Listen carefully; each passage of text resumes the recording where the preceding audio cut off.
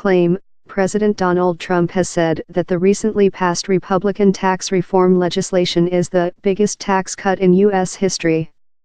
Verdict: it is not the biggest tax cut in U.S. history, measured as either a percentage of U.S. GDP or in absolute terms. It is, however, the biggest corporate tax cut in U.S. history. It's tax day in America, something most Americans dread. But this year, the filing of both personal and corporate taxes has become even more complicated due to the recently passed tax reform bill in the United States. President Donald Trump touted the legislation in a speech on April 16 in Hialeah, Florida, saying, "We have the biggest tax cut in history, bigger than the Reagan tax cut. Bigger than any tax cut." But while most Americans are filing for 2017 and so won't feel the biggest impact until next year, is the claim true? Various think tanks and websites have attempted to calculate the total reduction in taxes for both U.S. citizens and corporations this year.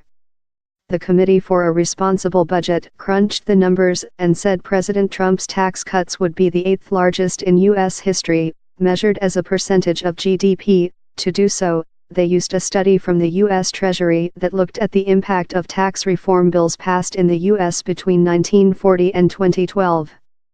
If you adjust the analysis for rising prices, President Trump's tax cuts rank fourth overall. By either measurement, they are certainly not the biggest in American history. Interestingly, President Trump might be half right. It seems that corporations will have plenty to cheer this tax day, that is, if anyone is ever happy after reading through the U.S. tax code. He said in that same speech, "Our taxes were the highest, or among the highest, but just about, I would say, they were the highest in the world from a business standpoint. That's why businesses were leaving. Now, they're not the lowest, but they're on the low side." According to an analysis from the Congressional Budget Office looking at corporate tax rates around the globe in 2012, this is essentially true. Most analyses suggest that in absolute terms, this year's reduction of the U.S. corporate tax rate from 35% to 21% is the biggest corporate tax cut in U.S. history.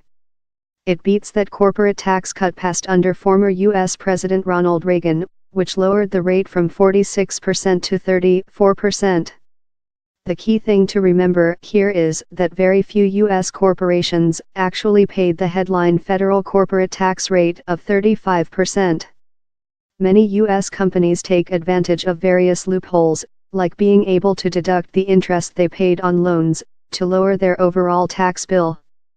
The U.S. Treasury has said that the effective corporate tax rate was 22% in 2016.